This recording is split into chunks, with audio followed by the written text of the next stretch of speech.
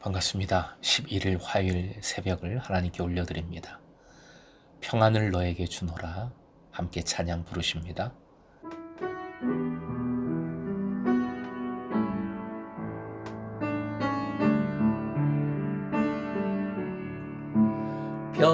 평안을 너에게 주노라.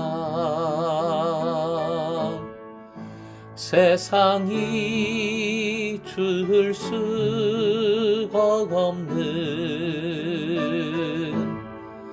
세상이 알 수도 없는 평안, 평안, 평안, 평안을 내게 주노라. 오늘 말씀은 창세기의 마지막 부분, 마지막 말씀입니다. 창세기 50장 22절부터 26절까지 함께 읽겠습니다. 요셉이 그의 아버지의 가족과 함께 애굽에 거주하여 110세를 살며 에브라임의 자손 3대를 보았으며 므낫세의 아들 마길의 아들들도 요셉의 스라에서 양육되었더라. 요셉이 그의 형제들에게 이르되 나는 죽을 것이나 하나님이 당신들을 돌보시고 당신들을 이 땅에서 인도하여 내사 아브라함과 이삭과 야곱에게 맹세하신 땅에 이르게 하시리라 하고, 요셉이 또 이스라엘 자손에게 맹세시켜 이르기를 하나님이 반드시 당신들을 돌보시리니 당신들은 여기서 내 해골을 메고 올라가겠다 하라 하였더라. 요셉이 110세의 죽음에 그들이 그의 몸에 향재료를 넣고 애굽에서 입관하였더라. 오늘의 기도 제목, 하나님은 영원토록 나를 사랑하심을 믿고 소망 가운데 살게 하소서. 하나님은 영원토록 나를 사랑하심을 믿고 소망 가운데 살게 하소서. 말씀드린 대로 본문은 창세기의 대미입니다. 먼저 어제 새벽 말씀에 시간상 놓친 것이 있어서 말씀을 드립니다. 본문 바로 앞 구절인 21절에 관한 말씀인데요. 먼저 21절을 화면 보시고 읽겠습니다. 함께요. 시작. 당신들은 두려워하지 마소서. 내가 당신들과 당신들의 자녀를 기르리이다 하고 그들을 간곡한 말로 위로하였더라. 위로는 고통받는 자를 구원해 주시는 하나님의 사랑을 의미합니다. 아끼고 불쌍히 여겨주시는 하나님의 긍휼을 나타내지요. 이사야 49장 13절부터 16절까지 말씀에 하나님의 위로가 어떤 것인지 잘 보여주고 있습니다. 13절, 하늘이여 노래하라, 땅이여 기뻐하라, 산들이여 즐거이 노래하라. 여호와께서 그의 백성을 위로하셨은즉 그의 고난 당한 자를 긍휼히 여기실 것입니다. 하나님의 위로는 기쁨입니다. 즐거움입니다. 하나님의 위로는 고난 당한 자를 긍휼히 여겨 주심입니다. 14절부터 16절까지 한달음에 여러분과 제가 함께 화면 보시고 한 목소리로 합독하겠습니다. 오직 시온이 이르기를 여호와께서 나를 버리시며 주께서 나를 잊으셨다 하였거니와 여인이 어찌 그 젖먹는 자식을 잊겠으며 자기 태에서 난 아들을 긍휼히 여기지 않겠느냐. 그들은 혹시 잊을지라도 나는 너를 잊지 아니할 것이라. 내가 너를 내 손바닥에 새겼고 너의 성벽이 항상 내 앞에 있나니. 바로 이것이 하나님의 위로입니다. 위로는 그래서 곧 구원이며 구체적으로는 성육신하신 예수 그리스도를 나타냅니다.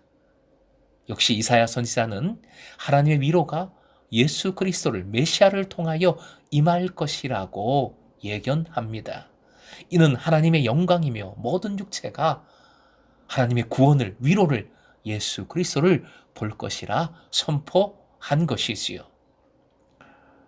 하나님의 구원이 바로 위로인데 이것은 산이 낮아지고 골짜기가 높아지는, 한마디로 천지가 개벽할 정도의 놀라운 역사, 놀라운 사랑인 겁니다. 말씀으로 확인하죠. 이사야 40장 1절 말씀 읽어드립니다. 너희의 하나님이 이르시되 너희는 위로하라. 내 백성을 위로하라. 2절이요. 너희는 예루살렘의 마음에 닿도록 말하며 그것에 외치라. 그 노역의 때가 끝났고 그 죄악이 사함을 받았느니라. 그의 모든 죄로 말미암아 여호와의 손에서 벌을 배나 받았느니라 할지니라 하시니라. 3절부터 5절까지 화연 보시고 합독하겠습니다. 외치는 자의 소리여 이르되 너희는 광야에서 여호와의 길을 예비하라. 사막에서 우리 하나님의 대로를 평탄하게 하라. 골짜기마다 도두어지며 산마다 언덕마다 낮아지며 고르지 않은 곳이 평탄하게 되며 험한 곳이 평지가 될 것이요 여호와의 영광이 나타나고 모든 육체가 그것을 함께 보리라. 이는 여호와의 입이 말씀하셨느니라. 요셉의 위로는 바로 하나님의 위로에 대한 하나의 표징인 것이지요.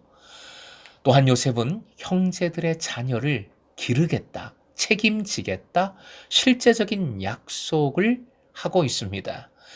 자녀에 대한 책임은 미래 세대에 대한 책임인 동시에 공동체의 완성을 의미합니다. 요셉은 지금의 상황만 보는 것이 아닙니다. 자녀들, 미래의 세대들을 함께 생각하고 바라보고 있습니다. 그저 머릿속의 생각이 아니라 실제적으로 양육하겠다, 기르겠다, 책임지겠다, 책임지고 있습니다. 미래 세대를 바라보고 품고 책임지는 것은 어른 세대가 반드시 가져야 할 선교적 안목인 겁니다. 특히 지금처럼 미래 세대의 복음화율이 0%에 가까운 시기, 최대 위기의 시기, 순간에 가장 필요한 안목이요, 반드시 다짐해야 할 결단이요, 시급하게 실천해야 할 선교적 행동인 줄 믿습니다. 본문에 요셉 유언도 매우 선교적이라 할 수 있습니다. 24절은 야곱을 이은 요셉의 동일한 예언이지요. 이는 하나님의 비전이며 하나님 나라의 건설입니다. 예수께서 이 땅에 오시어 공생애를 출발하시면서 처음 하신 말씀 기억하십니까? 바로 하나님 나라였음을 오늘 본문과 연결해서 우리는 그 중요성을 기억해야 하겠습니다. 마가복음 1장 15절이요. 함께요. 이르시되 때가 찼고 하나님의 나라가 가까이 왔으니 회개하고 복음을 믿으라 하시더라. 처음 선포하신 말씀이 때가 찼다. 하나님의 나라가 가까이 왔다. 라는 말씀이었습니다. 본문 25절 요셉은 이집트의 총리로서 이집트 땅에 묻히지만 하나님 꿈에 대한 갈망은 죽어서도 계속되고 있음을 봅니다. 사람은 죽어서 이름을 남긴다 했는데 요셉은 뼈를 남겼어요. 후에 자신의 해골, 뼈를 메고 가나안 땅으로 올라가라 했습니다. 요셉은 죽어서 한마디로 해골로까지 여기서 주저앉으면 안 됩니다. 계속 믿음으로 가야 합니다. 하나님의 꿈을 이루십시오. 하나님의 나라를 세우십시다. 라고 외치고 있는 것이지요. 다시 한번 정리를 해봅니다. 요셉 이야기의 주제이며 창세기의 핵심입니다. 화연 보시고 함께 읽겠습니다. 하나님 나라 공동체의 건설은 용서와 책임으로 이루어진다. 하나님 나라는 생명을 건지시는 하나님의 위로로 세상을 위로할 때 이루어진다. 아멘. 마지막으로 본문 24절 문장의 핵심 주어와 동사를 뽑아봅니다. 화연 보시고 함께 읽겠습니다. 나는 죽을 것이나 하나님이 당신들을 돌보시고 인도하여 내사 이르게 하시리라. 요셉은 위대한 사람이지만 역시 죽을 수밖에 없는 인간입니다.